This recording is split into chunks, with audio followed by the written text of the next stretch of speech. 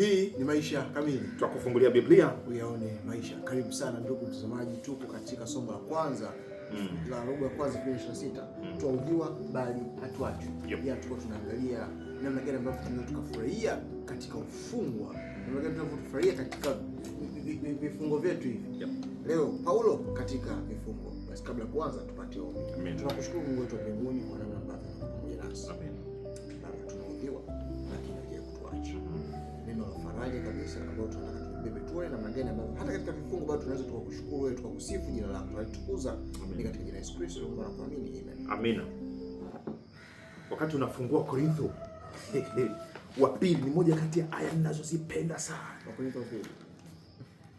Tunapozungumzia habari ya Paulo kama mfungwa wa Yesu. Tunataka tuzungumzie habari ya wakati maisha yanakusukuma kwenda chini. Hapo ndipo kumbuka neema inakubeba kwenda juu. Haleluya. Na hapa ndipo, kwani wewe umewahi kupitia wakati unahisi umebanwa kila upande, kiuchumi, kiafya, moyoni, stress kibao, na hata unaanza kupoteza tumaini? Nimewahi. Ulihangaika na nini kuhusu Mungu wakati huo?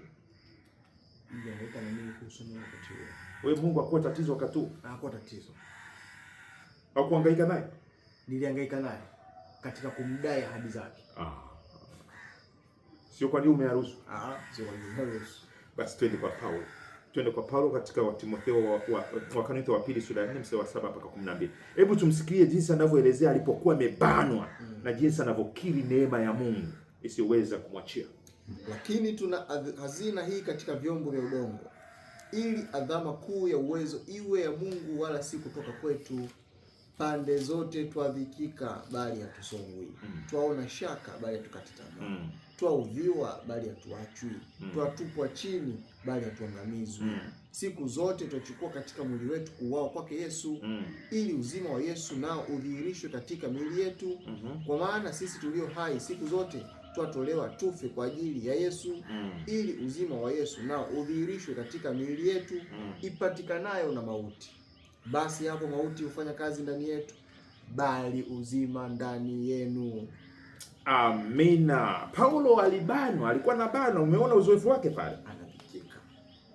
Lakini anasema tuna hazina kuu ndani ya vyombo vya dhaifu vya udongo, vya kuvunjika, ili adhama kuu ya weza iwe ya Mungu, wala si kutoka kwetu. Yaani mtu anasema ametoka hapa, yule ni Mungu.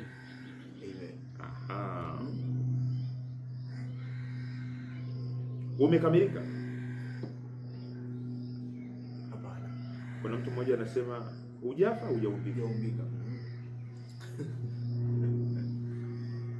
Umempokea Kristo Yesu, sawa. Lakini unatakiwa kabla ya ufufuo wa wafu, siku hiyo ufufuo wa wafu, upigwe, ufinyangwe, utengenezwe. Na wakati maumivu ya kuvunjika katika hii hali ya udongo hii unayapata kule ndani, kule sasa anasema kunatengenezeka. Paulo anazungumzia katika Wakorintho wa pili sura ya 6 mstari wa 3 mpaka 7 mambo ambayo kule ndani yanatengenezeka vizuri kabisa.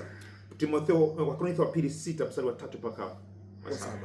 Tusiwe kwazo la namna yoyote katika jambo lolote, ili utumishi wetu usilaumiwe, bali katika kila neno tujipatie sifa njema, kama watumishi wa Mungu. Sawa. Katika saburi nyingi, katika dhiki, katika misiba, sawa, katika shida, katika mapigo, saburi katika nyingi, vifungo, saburi katika nyingi, fitina, saburi katika nyingi, taabu, saburi katika nyingi, kukesha, saburi katika nyingi, kufunga, saburi, katika kuwa safi, katika elimu, katika uvumilivu, katika utu wema, katika Roho Mtakatifu, katika upendo usio unafiki, katika neno la kweli, katika nguvu ya Mungu, kwa silaha za haki za mkono wa kuume na za mkono wa kushoto.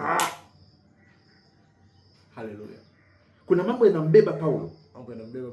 Yataja mambo yanambeba Paulo. Kwanza anatafuta sifa njema. Lakini kama hizo sifa zenyewe anaziorodhesha pale. Uvumilivu unaweza kupata bila shida. Kwa hiyo Mungu anatutengenezea kule uvumilivu. Na unatubeba hata ukiwa katika ana elimu pia. Lakini kilichokugusa zaidi, maana huwezi kumaliza yote wewe. Kilichonigusa zaidi mimi ni upendo usio na unafiki. Upendo usio na unafiki. Mimi iliyonigusa hapo anasema nguvu za Mungu. Haleluya. Katika watu ambao walikuwa na nguvu za Mungu, mimi naona Paulo naye. Haya yote aliyopitia, kule ndani kulikuwa kunaimarika, alikuwa unaweza kuona nguvu anavyoomba, nguvu anavyohubiri, nguvu kwa sababu amepitia hayo anahubiri, amepitia, anajua nini maana ya kufarijiwa. Anajua namna ya kuwafariji wengine kwa sababu anajua nini maana ya kufarijiwa na neema hiyo. Kwa hiyo Roho Mtakatifu anatusaidia hata katika udhaifu wetu. Hata tunapokuwa tunahisi kama tunakata tamaa na tumelemewa, na neema hizi zinatubeba. Zinatubeba. Unasemaje? Kweli naona namna gani ambavyo hatumii vile vikwazo katika kuwafifisha huduma yake, bali anaona ndio vinazidi kumpatia hamasa au vinazidi kumpatia nguvu katika kuzidi kuithibitisha. Na ndio maana nimependa pale katika 2:4 pale anaposema kwamba tunabeba ndio katika vyombo vya udongo, lakini kumbe hata katika miili yetu hii tusubiri nitakapobadilishwa au nitakapokuwa na mwili. Hapana, katika hii miili naweza nikamtumikia Mungu japokuwa anasema tunapigwa lakini hatuvunjiki. Amen. Hatuvunjiki. Amen. Tuna hilo neno la uthabiti kwa sababu inatutengenezea nini? Saburi ndani yetu, uthibitisho zaidi.